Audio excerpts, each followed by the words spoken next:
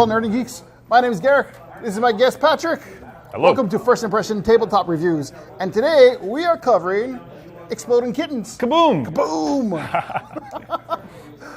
Very interesting game. It was one of the most funded games on Kickstarter, so it's got a fan base. Oh yeah, huge. It's got people into games, and today we're giving our first impressions of it. So, hey, Patrick, Sure. You kind of introduced me to this game. Could you introduce the people at home? Sure. So Exploding Kittens is a game about avoiding taking a certain card from the deck. Okay. And the card that we want to avoid actually is this one right here. It is the Exploding Kitten. If you draw this, you are out of the game. That's it. It's That's over. it? You've exploded. Kaboom. That's End it. of the world. Kaboom. Yeah. End of the world. Yeah. All of the cuteness gone. Kaboom. And what's a world without cuteness? That's not fun. However, there's a way you can avoid the Exploding Kitten, and that is using a diffuse card. Diffuse cards. Everybody starts with one diffuse card in their hand. So I'm going to go ahead and give you your diffuse card. Okay. Okay, so you get Thank you that very one. much. And I'll take my diffuse card.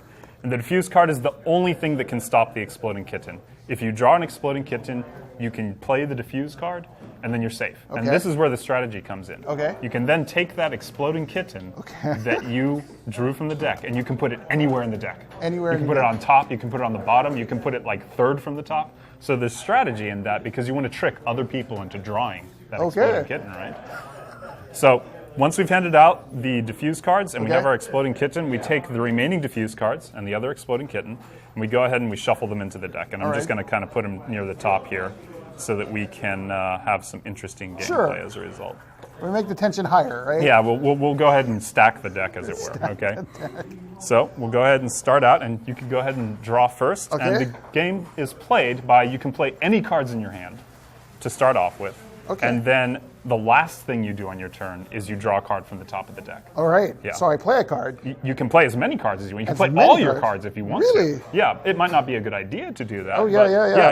if you have something that steals cards from other people, or if you have something that basically you can shuffle the whole deck, all kinds of things can happen when you play All this. right. So Well, go ahead and let's see. start it off. Oh yeah, and then there are special cards, and I'll use this one as an example. Okay. They're single cards that if you get a pair of them, you can play the pair, and then you can steal a random card from somebody else's hand. So that's a strategy to kind of drain down the other person's hand, right? So they don't have any cards left. Okay. And you might get their diffuse card, All right. and that's a good strategy to play. All right. All right. Let's see what happens. Okay. All right, So give it a I start. will do. How about we just do this one? Okay. An attack. Okay, that's a good card to play, yeah. End your turn without drawing a card. Force the next player to take 2 turns. Oh, right off the bat, I have to take 2 turns in a row. I can't do anything about that. Okay. So because you played that card, you don't have to draw. Okay. It allows you to skip your turn, right? Okay. Okay, so what I'm going to do is I now have to play 2 turns in a row, which means I have to draw from the deck twice. I'm going to avoid one of those by playing a skip card. Okay. That lets me skip one of my turns, so I don't have to draw. However, I still have to take that second turn anyway. But before I do that, I'm going to ask you for a favor. Okay. What that means is you have to give me a card of your choice from your hand. Oh, okay. So go ahead and choose any card, and you can pass that over to me. Then I'll give you this one. Okay, let's see what I got. Oh, there's that Rainbow Ralphing cat. Yeah. Okay. Since I can't play it. No pairs yet. No So I'll go ahead pairs and yet. draw from the top of the deck. Okay. And I'm safe. So it's your turn again. All right. Then I shall. Plague of Bats. Fart's Descent. Oh, yeah, the descriptions on these cards are really sorry. great. Yeah. It's a shuffle. It's a And shuffle. what that means is he can shuffle the whole deck right now. Okay. So go ahead and shuffle.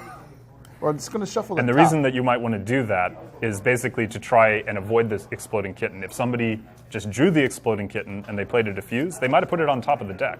So your idea is by shuffling, you can avoid getting that Exploding Kitten. Okay, but you still have to draw a card. Yeah, I At do. the end of your don't I? turn. That's the weird strategy for Okay. this one. Okay. Okay. So I'll go ahead and I'll also draw really quick.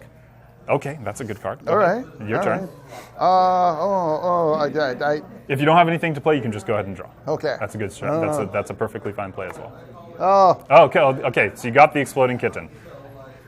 So you might explode, but you can play a diffuse card. I'm going to have to diffuse. Yeah, you have to. I'm going to diffuse. So Diffuse with play the this one. diffuse, and then once you've played the diffuse, you go ahead and take this Exploding Kitten, and you can put it anywhere in the deck, and I'm not allowed to Anywhere look. in the deck. You can put Anywhere it in the anywhere. You can deck. put it on top. You can put it in the middle. You can put it second from the top, and then you just let me know once you've placed it. I'm not allowed to look. I'm hiding. Okay, I got that. I got that. All right. Now I don't know where you put it. You don't. I don't. I have no clue. Don't say anything. Don't cheat. Okay. I think you might have put it on top, so I'm going to attack. Okay. Now, there's an interesting thing you can do. I think you might have a card in your hand called a Nope card. I might. You might. If you can play that, that will cancel out my attack card. That's what's your attack do? The attack means that you have to take 2 turns at once. Nope. Oh. See, now I really don't have a choice, so I'm going to go ahead and draw the card from the top of the deck. Oh, it's not an exploding kitten. Okay. Go ahead. Oh, and that's the end of the game. Kaboom! Kitties everywhere.